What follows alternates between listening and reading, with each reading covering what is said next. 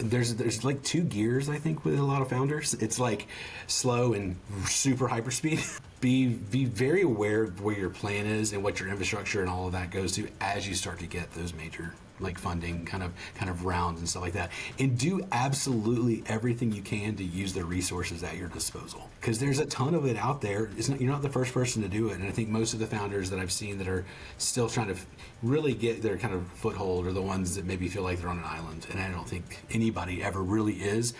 Hey everyone, welcome to this episode of the Leadership Podcast. My name is Tracy. You can follow me on Twitter at LadyLeet or on LinkedIn at Tracy S. Lee. I don't know where I spend most of my time these days. I'm just so used to saying, Tracy, follow me on Twitter at LadyLeet. I think I still spend time on both. Although, Trip, you and I hang out a little bit more on LinkedIn. Correct. I'm the work guy. Is how it works. I don't know. I wanted to introduce you to my guest today. This is Trip Barnes. He is with Insperity. Welcome to the show. Thank you so much. Excited to be here. I appreciate the invite. Yes, I'm so excited to chat. We've been chatting for quite some time now and, talking life things. And I was so excited I am very excited to share your story. You've been through so many adventures in your life already. Some chosen, some not chosen, but yeah, I'll give it a yeah. Yeah, I'm so curious what the next 30 years is going to look like for you. You know, it's like going to be appreciate that. Like 15 more adventures, all just combined into one. I'll take it. Well, tell us a little bit more about what you're doing right now. Yeah, no, absolutely. I appreciate it. Right now, I get the amazing opportunity to work with small businesses and startups and nonprofits across the Southeast. One, because I love it. Two, because I think they're an amazing advocate for communities and build economies in ways that a lot of things just simply cannot do. So absolutely do love that. I work with Insperity, so it gives me the opportunity to kind of talk to them about what they need for HR, maybe kind of give some great benefit options and stuff like that. So there's a short commercial, but yeah, it's exactly what I do, and I just do love it. I mean, I simply have conversations with great people like yourself and everybody kind of building a business, each and every day. So. Yeah, it definitely is a huge pain to like make sure you're doing right by your employees on choosing health benefits every time renewals come up. I think employees don't typically get to see here are the 15 different paths that the health insurance will let you do. What's the best choice? That's by right. the way, everything, all your premiums have gone up. No, that's and then exactly what do right. you do, right? Yeah, so you typically, like in the HR space, you don't get to see how the sausage is made. You just see how the final, here you go. Here are the four plans we've chosen for you. Here's the one plan we chose for you. And then you realize that, oh man, that maybe wasn't as great as it could be. But that's the whole motto. Inspiration's motto is take care of your people. Again, this isn't a commercial by any means. But that's kind of what we're there for. So you kind of don't have to worry about those decisions. And then hopefully your employees are pretty happy as a result. So, and hopefully you keep them. Hopefully they want to stay. So, yeah, I feel the same way about this whole idea that, you're just like helping people. So I like to help people on the technology side. I think, in partnering with people or just having been a non-technical person myself and just you don't know unless you know, and it's hard to know. And that's hard to say. And so you just kind of want to save people from themselves. Yeah. No, that's exactly. No, you're exactly right. And that Tracy, you've always been very good at that. You're like, hey, you should talk to this person, or you should maybe connect with this person, and just you're like queen networker, no doubt on that stuff. But it's true. It's even there's so much the technicalities of things like insurance and HR and all that stuff. I don't know that. I'm not an expert, even though I'm in an expert field about it, and I'm supposed to be the person with his little, powerful hat on with a doctor in HR. I don't have that. No, but I got a lot of people behind me that do, and I can easily shell that out if I need to. Yeah. Love that. Yeah. Okay. So like I, kind of had mentioned to everybody, you've gone through a lot in your career so far. Yeah. You had 5 jobs over 4 years, grad school, pursuing a PhD. Oh my gosh. What were you searching for during that time? How did you do 5 jobs in 4 years? Tell us more. Well, some of that's funny because I think Pivot made a lot of people try to search what they were looking for, and maybe the U2 song and stuff and found that. But I think, as far as in terms of getting kind of, I always talk about it in terms of pruning, right? Whenever you prune something, you don't actually kill it, right? It's like you actually kind of shave away some of the layers that need to go away so they can grow back bigger and stronger. And I think that I actually grow a lot out of the whole process. I worked for a long time. I've been just about 8 years working in a company called True Blue. It was a fantastic company at the time. Helped grow out their hospitality, really from ocean to ocean in terms of working with some of these amazing sports groups. I just love the hospitality industry. I was part of it. It got me through grad school. I worked way too hard in grad school, drank way too much coffee, studied way too much, and just tried to get myself way over involved in that. But I did the same thing, and I took that skill set that I had and really put it directly into how do I help people get amazing jobs but also stay in the hospitality industry. And that's what I did for about 7 or 8 years. What that meant was giving those people access to jobs that they wouldn't have otherwise, people that maybe don't have that skill set. I had a job training program.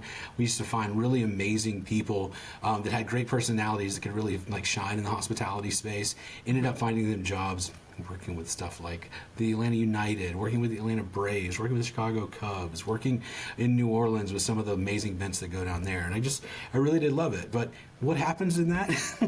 2020 happens in that. And if you talk about a place to be that has food with a lot of people eating together, having a wonderful time, that all crashes down in March of 2020. Yeah. Which is absolutely what we did. So as a result, I was, trying to figure out what was next. I had a lot of skills that could be easily transferable in other industries. I actually caught the down wave of technology, caught the down wave in one of the jobs of the supply chain. And all of a sudden, I'm sitting here and I'm like, wow, I was a VP of X or national account director of Y. And now I'm like, what do I do? And so it really became, hey, you know what, I guess I really need to kind of become like an entrepreneur, if you will, and really be my own boss again. I'm making sure that I can grow the business that Insperity would allow me, working with small businesses and growing my own portfolio that way. So I've been here about 2 years. It's been absolutely fantastic. It's so rewarding every day, like I said, talking to people like you on a daily basis and talking about people that are just growing their business because it's absolutely their lifeblood. And we just take away the administrative stuff from them on the people side, make sure they feel really good with their benefits, and just hopefully smile. Get some good people in there too. Well, you've told me that you've been hospitalized multiple times as well through like just working. I mean, it sounds like, again, you always have these ambitious goals and things like that. Yeah. Tell us a little bit more about that and kind of like what were some of the maybe moments or patterns that pushed you? It's a good question. I'm a huge proponent of work-life balance, and I think that's probably different for a lot of people. For me, it's about figuring out if it's essential balance or if it's balance like working in a place that's going to allow you to have that balance. I'm always very good at overextending myself in a lot of ways, and there were points, really, even in grad school, I was working.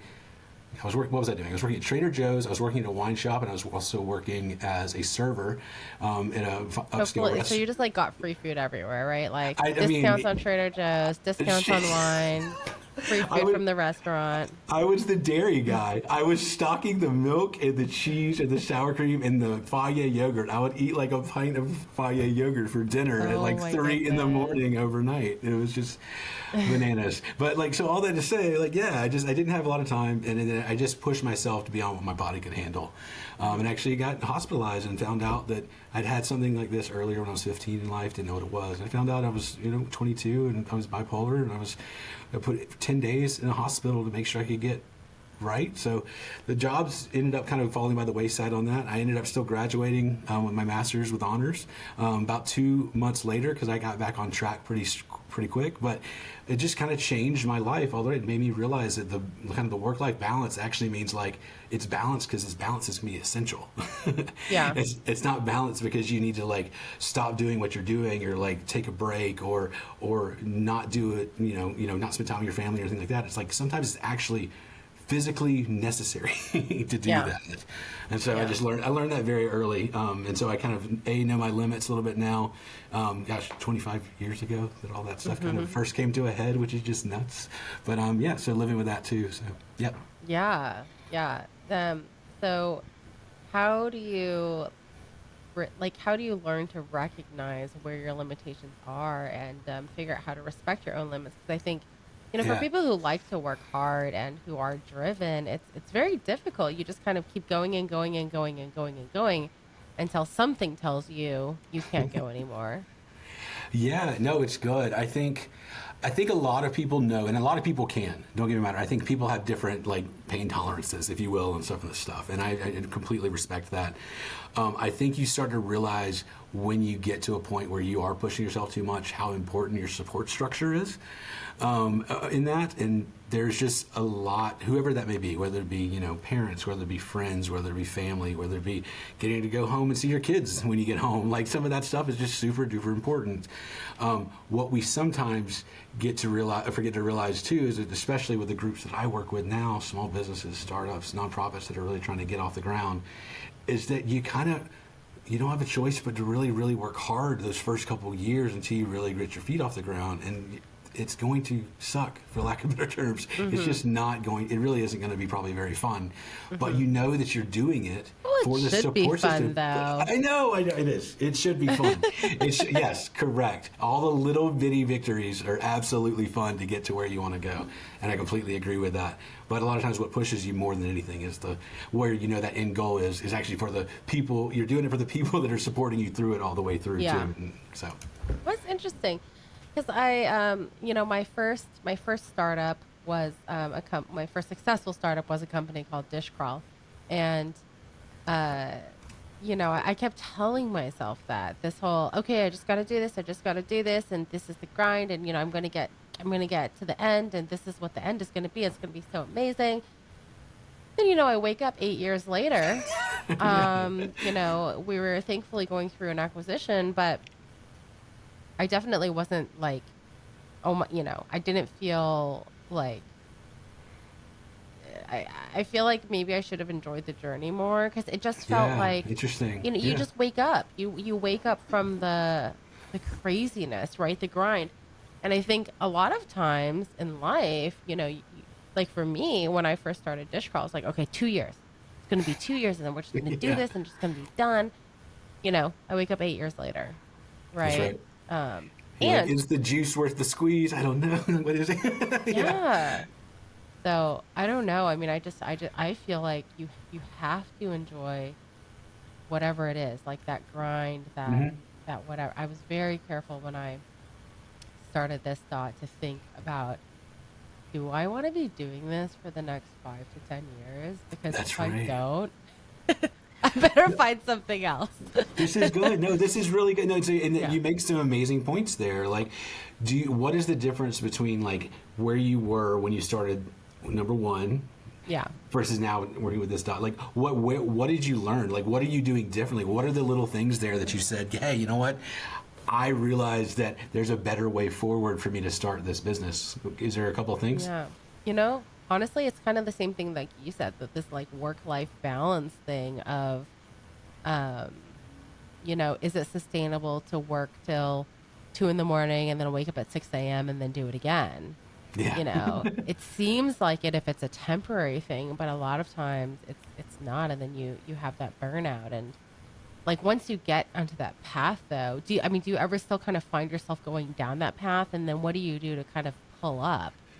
Yeah, no, it's a good question. I will say, and this is probably to the mental health thing. Speaking to this too, is there's a lot of tunnel vision that I think really happens when a lot of people, when you kind of have like singularity of thought going to try to do A, B, C, D for a common task that'll get you hopefully X, right? Right. And that happens to me too. Like even when you're like, it's not just like startups, it's not just nonprofit, it's not just like small business. It's actually like starting a new job. It's like starting any kind of new venture, doing something new that you haven't done before.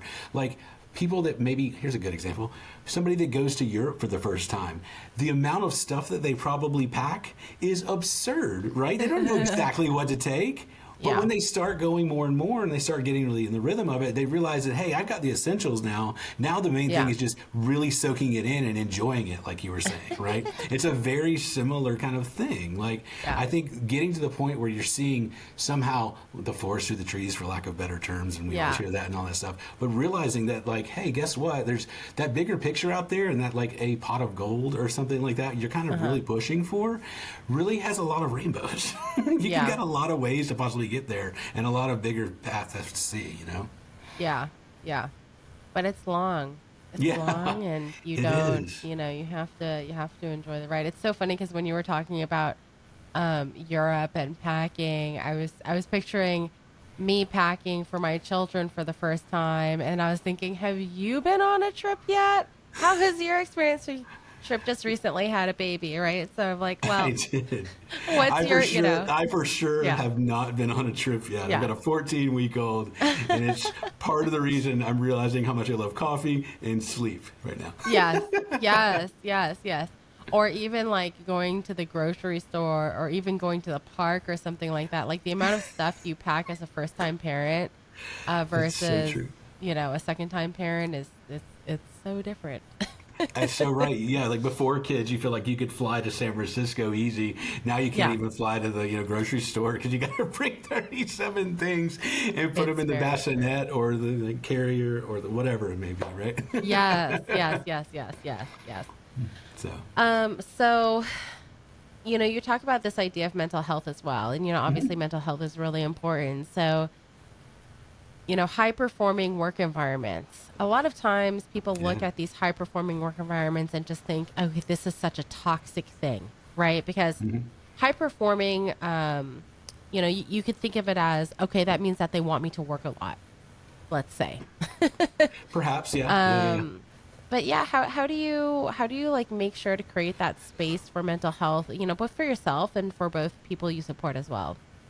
Yeah, no, I think that's really good. I mean, I think you have to talk about the employer at this point on this. Hmm. You really do. Like, what is the environment you're walking into every day? What is the Hmm. culture of that place? What have they done to invest in you? What have they done? A lot of the stuff that I call embedded culture, which is just probably more that since I work with Insperity, I feel like that's a big thing that we kind of help to embed is this notion of like, are you taking care of your people, right? Like, how are you being taken care of as an employee? Are you being given option to great health plans? Are you giving like EAP? Are there a lot of different options out there for you when you do need that stuff? So you're not putting it on yourself. You're not putting it necessarily on your superior in the workplace, or instead you're actually realizing that there's stuff out there that help you kind of balance that, and you don't want to put it on your Mm, spouse. You don't want to put it on your spouse either, yeah. right? So like, how do you have a place that says, no, it's okay. We want you to have all the options you have to make sure you're better. We also want to make sure that you feel safe to be a high performer here. Yeah. And Yeah. I think that's pretty impressive. There wasn't a lot of like real specifics to that in what I was Hmm. saying, Hmm. but like Hmm. I think it's a matter. It's I would say it's a part of a tribe, right? Hmm. It's not something where you should be going in and you're like coming in guns blazing, all these different people, individual contributors, like all kind of at each other's throats, right? It's much more of a Hmm. how you as a tribe kind of get all the work done that's necessary Hmm. as an employer, and then at the same time, how do you kind of really think of that collective, but also think about the individual as well? Yeah. Yeah. I can definitely say in startup, especially with my first one, I did not like, I was just kind of like, and I think I mean, I've, I've definitely mentored some startup founders as well. And, you see them just wanting to, like first time this was successful, right? Like, okay, I need to Yeah. do this thing. And like, you're so focused on the goal. And, it's like, okay, whatever, you're not on for the ride, go away, right? Like, it's not that people are less important than your goal That's as a right. founder, right? Yeah, I think Um, that's definitely. I would say that's the mentality, and then you really mhm, start to get to a certain point, and then you've built out your C-suite, right? You got your good right. people, you got your 5 people that you're like your people, that are really going to help you grow and scale, and then Mhm, start to kind of shift away from. It's just an idea it's an idea and it's actually going to be a company, right? We're going to really, yeah. really push this. And then that's where you start to get a little bit more, and you think organizationally, Yeah. and it I goes mean, from God, no. individual to I've company. even seen people, I've even seen founders, even at the size of 50, not really like just be like, no, I don't care. Like, move on, move on, move on. Just because, again, they're so focused on the goal. Yeah. I definitely feel like that was one of my mistakes. I cared about culture, but not to the same level that I care about culture in the first, like, or sorry, in the second company that I founded. So I mean, this thought's obviously very big on culture, but it's it's difficult. And actually, I really love that because, it's like not having to worry about, I mean, that's why you hire, whatever, a VP of HR This or is right, things yeah. like that, right? And even what you're talking about, I didn't mean to cut you off there, but No. there's definitely a difference between something like somebody having a CEO and a founder mentality. Those are very Yeah. different things, Yeah. right? Right. Yeah. I think you can be both. But Hmm. just know that you're really more kind of it's over than it's not idea and like growth. It's very much like organizational understanding of what is best long term for the company in terms of the CEO, right? And yeah, Yeah. like you said, I think I would say the groups that I work with across the board, where they really start thinking about, oh, I need some type of infrastructure, I need like a people leader or Hmm. somebody like that, Hmm. is probably more in that like 8 to 10. But Mm. they're not your first hire. I mean, they're not even usually your third hire. What happens Yeah. is it's usually a COO or somebody Who in like that cares space. more. Or, yeah, but no, Yeah. those are the ones that do all of those things prior. Right, Right. like they Right. like Right. if they're the ones getting emailed. I talked to a startup at ATDC the other day on this. And he was like, "Yeah, I'm still getting emailed. I'm actually head of business development. I'm still getting emailed about people's paychecks. Like, and this Yeah. is like, this is a 25-person group, and I'm Yeah. like, yeah, there's probably ways to kind of shell that out at this point. Yes. Yeah. Yeah. Definitely. Definitely. Um, so just talking about kind of like your work with startups and founders Sure. and things like that. Um, what do you think is, kind of like the biggest piece of advice that you would give to them as they're growing their business? No, I would definitely, I would say, there's like two gears I think with a lot of founders. It's like slow and super hyperspeed, Like and I slow think and steady people there's like you well, founders no, that are yeah, I think that's more where like the mentality should be. But I think okay. it's honestly kind of like, okay, we're like incubating. It's almost like brewing, if you will. It's Mhm. like once Mhm. more one, and then as soon as like funding hits, like we got our Mhm. funding round, then you start to really see this like hyper speed. And it's I think what I would say to that is be very aware of where your plan is and what your infrastructure and all of that goes to as you start to get those major Mhm. like funding Mhm. kind of rounds and stuff like that, and do absolutely everything you can to use the resources at your disposal, Mhm. because Mhm. there's a ton of it out there. You're not the first person to do it, and I think most of the founders that I've seen that are still trying to really get their kind of foothold are the ones that maybe feel like they're on an island, and I don't think anybody ever really is. It's just a mentality, kind of like the tunnel vision even we talked about. Yes, yeah. I mean, gosh, that happens in just such small instances too. Like, for example, I'm planning a team offsite next week, and I was like on the phone today trying to book an escape room, and then, got on the phone with one of my kind of like operations folks, and I was like, wait a second. You could book this for me. What was I do? Like, why was I spending That's an hour it. doing? This is 100%. This happens all the time. Like this Yeah, happens so much because you kind of like, I can handle it, I can handle it, I can handle it, yeah, and then just there's a certain like switch that happens at some point that says someone else can handle this. My time is more valuable. That's just yeah, really it. Like yeah, that's essentially what happens. It happens sometimes in an instant. It happens over one thing you spent way too much time on one time. It's wild. yes, Yeah. yeah. It's hilarious how that like those instances again just like kind of like still happen on a day to day basis. So Yeah. I yeah, get. but You're like, I'm looking in the mirror, kind of. Oh gosh. I am. Yes, yes. Yeah, we just recently hired somebody full time to kind of help on the operations side, and it's been amazing. But Nice. I think I think for founders as well, it's like difficult to trust people. Well, I mean, you have founders that either trust people too much, and you're like, okay, you're making a lot of mistakes. A lot of people are taking advantage of you. That's right. Or Yeah. you have founders who don't trust anybody and just try to do it all themselves, and they have all Hmm. this vision and all this other thing. I think one of the biggest things for me was just realizing, look, if it's 80% done, like it's good enough. So I think from a leader perspective, Hmm. trying to get to this idea of like, you want to guide the vision, but but the output doesn't need to be exactly what you thought it was going to be, as long as it aligns with a specific vision that you're trying to accomplish. That's right. No, and that's Yeah. right. I think that's a little bit of the mental shift that happens with founders and CEOs, right? If you can be the person that has properly communicated exactly what you want, but not be having to do all of the busy stuff that makes it happen, I Yeah. think that's a very, very important like piece of the puzzle to like growth. Yeah. Yeah.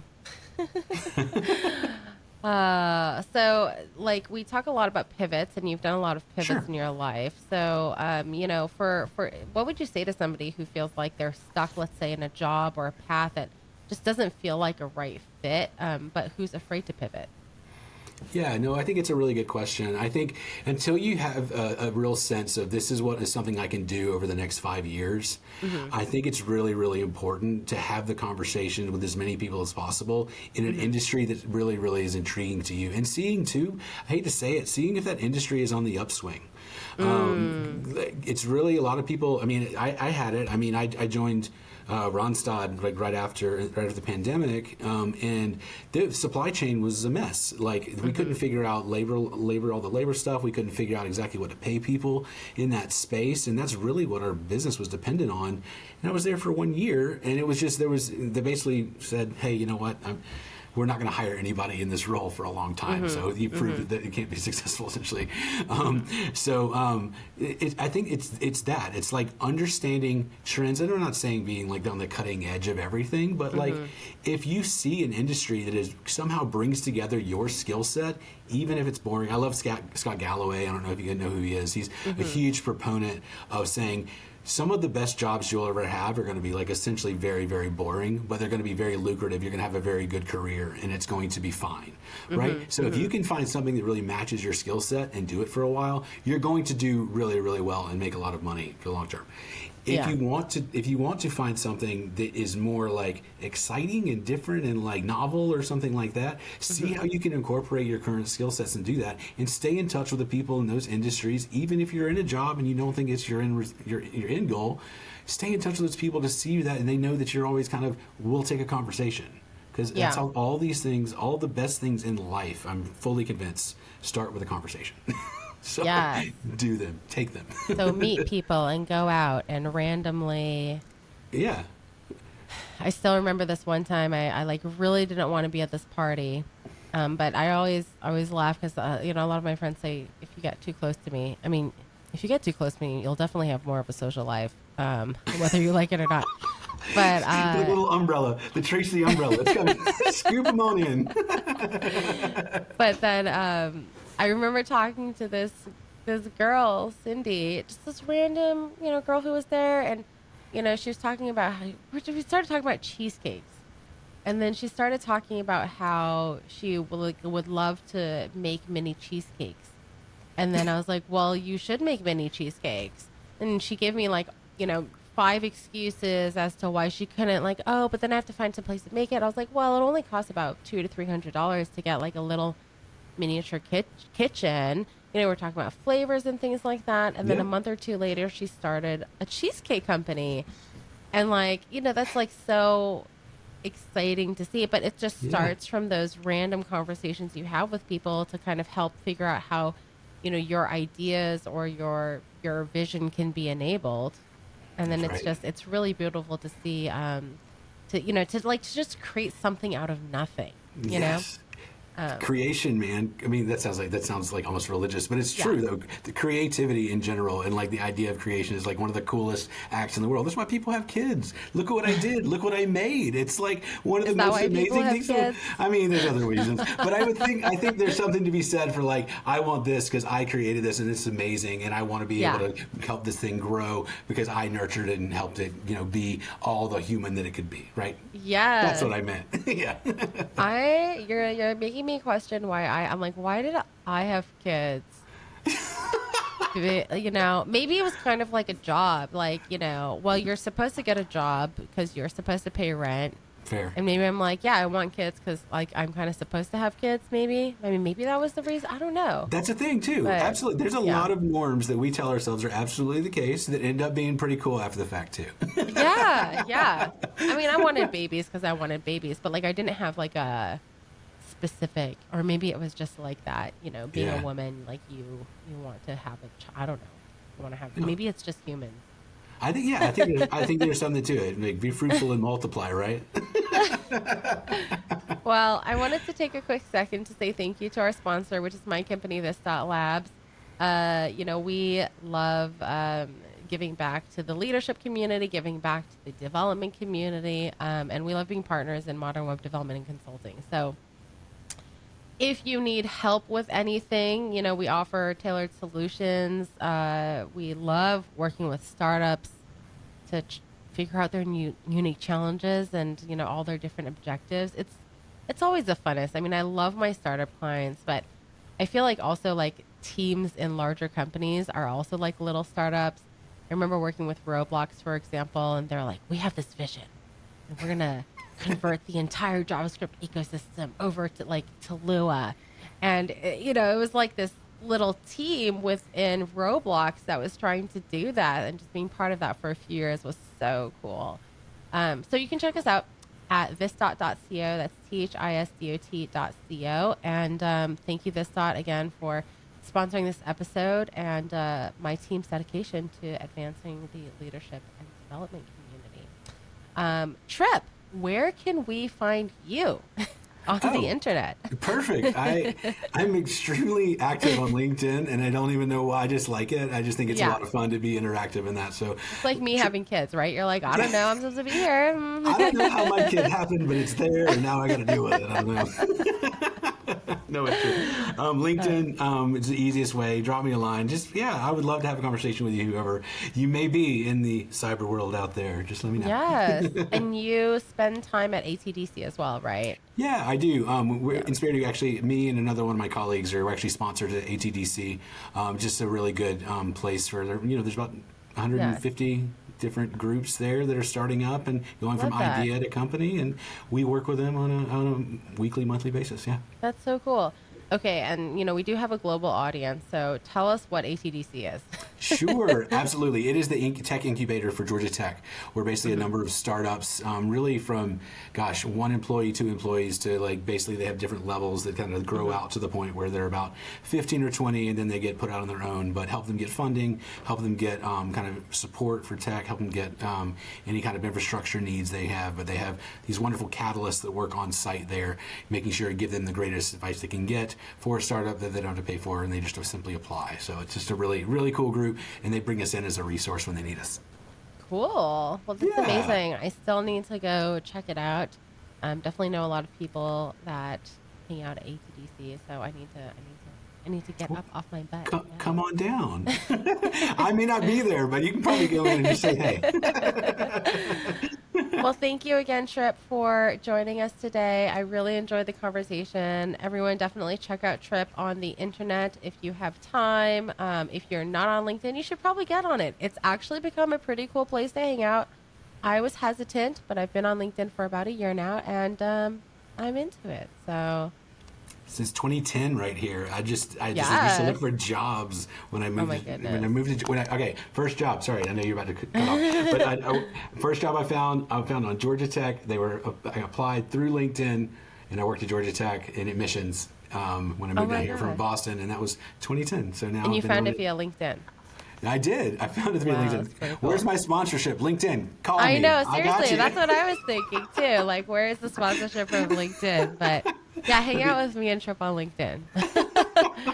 Okay. Well, thank you again, Trip, and we'll see you all next time. Thank you. Bye.